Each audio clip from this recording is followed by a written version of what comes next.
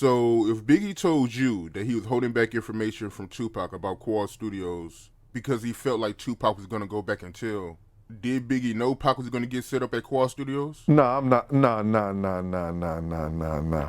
I can't even let you do that, bruh. Big ain't know nothing about that shit. Come on, bruh. Come on, we not doing that right here, man. You understand? Big ain't know nothing about it.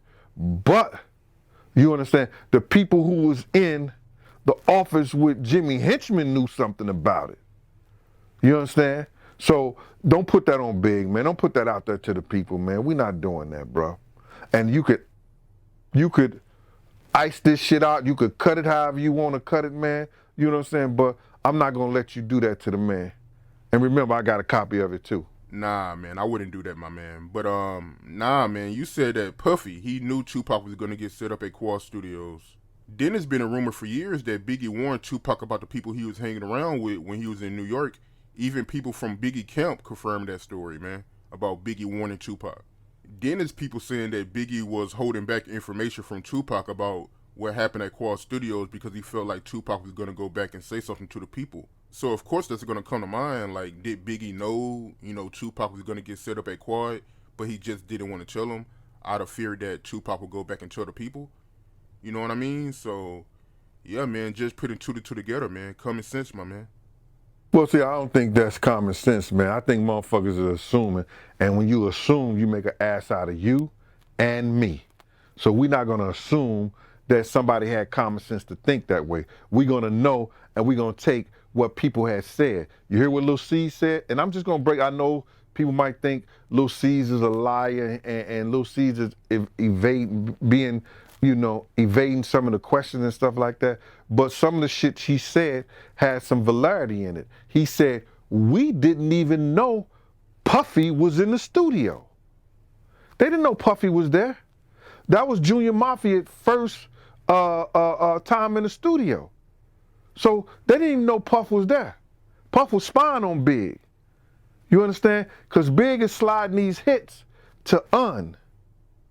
You feel me? He's sliding these hits to Un, and Puff, and then he's changing the name because the same people that told Big to sell his publishing, they went back in his ear and was like, yo,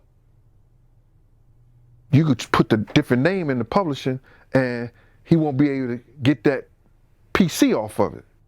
You understand what I'm saying?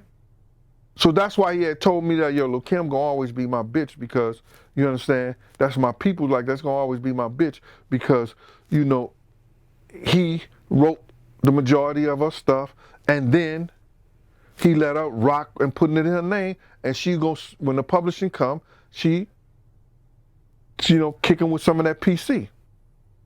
You know what I mean? So the people who knew what was gonna happen to Pac was in the studio, was in the part of the Quad studio with Jimmy Henchman, and that was Andre Harrell and Puffy. They didn't know they was in there. Puff was in there trying to spy on Big. So Puff knew. Andre Harrell knew.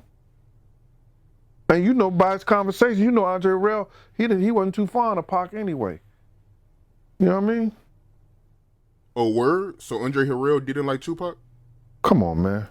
You heard interviews and shit he talked about Pac. He ain't like Pac. Hey, he's the one that was over that New York Undercover, huh? Yeah. He had something to do with it, yeah. A lot to do with it. Great show, man. One of my favorite shows of all time, man.